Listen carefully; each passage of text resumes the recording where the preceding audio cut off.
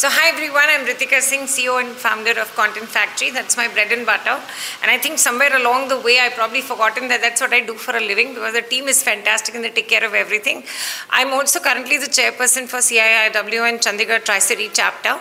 And we've done some great work, and I think something that we've all feel so proud of, that we've created a community of 100 people, 100 women, a sisterhood of 100 amazing entrepreneurial women who are also some parts doing work in NGOs, running MSMEs, etc. And I think the sisterhood that we've created is so strong that we've got each other's backs. We also have an informal group where we just do nothing except for promote our businesses absolutely shamelessly.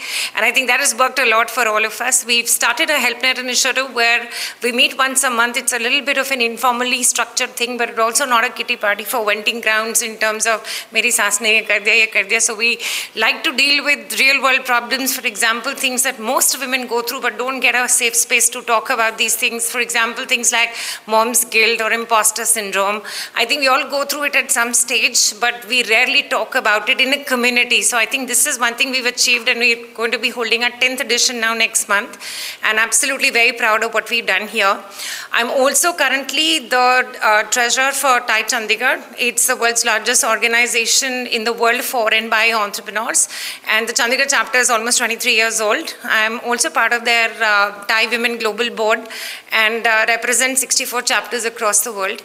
And again, we do programs which are again women-centric, and the idea is again to create awareness of the opportunities that women may have, because I think we all believe and we all know now that women, their entrepreneurial journeys usually don't go as per the way it is planned for a regular business. So I think there are questions, there are a lot of challenges that they face, which are very different and unique in nature as far as organizations or startups run by men.